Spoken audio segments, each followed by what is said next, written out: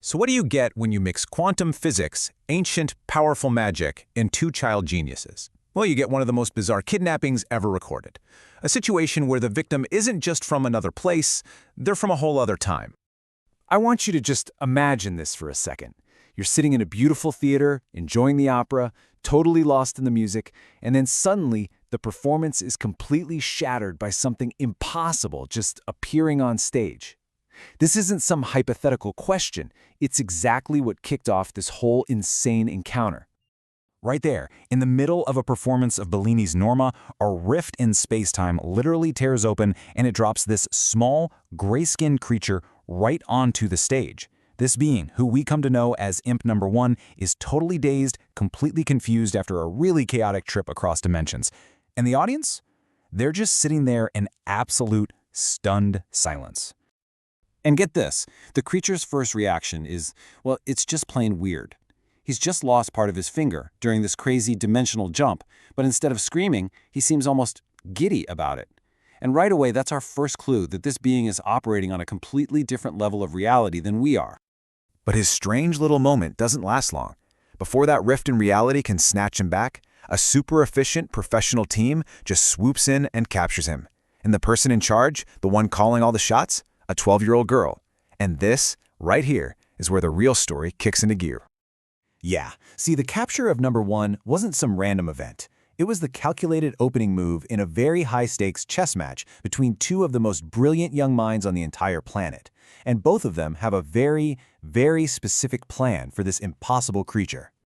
So let's break down the two sides of this fight. On one side, you have Minerva Paradiso, the prodigy who planned the whole capture. And on the other, you have Artemis Fowl, a teenage mastermind who's been tracking these weird dimensional events. Now, intellectually, they are absolutely equals. But their goals? They could not be more different. Minerva sees a scientific specimen, a ticket to fame. Artemis sees a global catastrophe just waiting to happen. You have to admire Minerva's ambition. It is just breathtaking. She doesn't just want to study Number 1. She wants to present him to the entire world on the biggest scientific stage there is. For her, this little creature is the key to everything, revolutionizing physics, proving magic is a real, quantifiable force, and, oh yeah, locking down a Nobel Prize before she's even old enough to drive. But Artemis, with all his secret knowledge of magical beings, he understands the real danger here. You can't just reveal a demon to the human world and expect it to go well. It could start a war. So he immediately mobilizes his own network for a counter-op. Get to Minerva and get that demon back where it belongs fast. But here's the thing. Artemis and Minerva aren't the only players on the board, not by a long shot. The appearance of a demon on human soil has just tripped a silent alarm in a very secret, very powerful organization, one that's been watching for these kinds of events for centuries. Meet Section 8. The easiest way to think of them is like the magical world CIA or MI6. They operate way outside the normal chain of command, they have a massive budget, and they have the best tech you can imagine. Their entire purpose for existing is to handle situations exactly like this one, to keep anything demon-related contained and completely secret from humans. And the agent they've assigned to this case is Captain Holly Short. She is, without a doubt, one of the best field operatives the fairy world has ever had. She's a veteran of countless high-risk missions, and now she's been pulled into Section 8 to lead this pursuit. Her mission is brutally simple: find Minerva and get the asset back, at any cost. Now, to really understand why everyone is so desperate to get their hands on Number 1, we have to take a step back and look at where he came from. Because his story isn't just about one lost creature. It's about an entire race of beings that's been trapped outside of time itself. Okay, so 10,000 years ago, the entire demon race was thriving on this island called Hybris.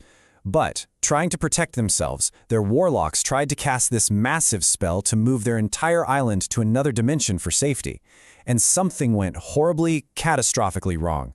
They didn't find a safe haven, they found limbo, a dimension totally cut off from normal time and space. That failed spell also created this fragile, ghostly link back to our dimension, a kind of time tunnel. For thousands of years, it was pretty stable. But now, after 10 millennia, that tunnel is collapsing. It's starting to unravel, and it's spitting out confused, disoriented demons like Number 1 into random places and times all across our world. Now, what makes number 1 so incredibly unique is that he's an imp. He's an adolescent who hasn't gone through the violent transformation, the warp, into an adult demon yet. He's a total biological anomaly, even to his own people, which, to a scientist like Minerva, makes him absolutely priceless. So now we have all the pieces on the board. 3 completely separate groups, each with powerful leaders, incredible resources, and totally conflicting goals. And all of them are heading for the exact same location, with one single target in their sights. You've got the kidnapper, Minerva Paradiso, who wants to show the demon to the entire world. You have the rescuer, Artemis Fowl, who wants to send him back home to stop a war.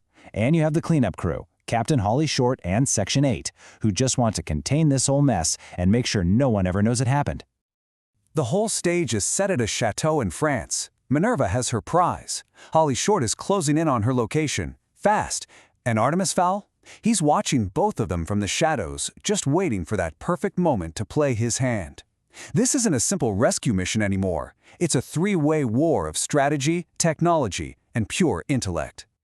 So it really all boils down to this one question. In a fight this complicated, who actually has the advantage? Is it the prodigy with everything to prove, the mastermind with a hidden plan, or is it the covert military force that's designed to keep the peace no matter the cost? The outcome is anyone's guess.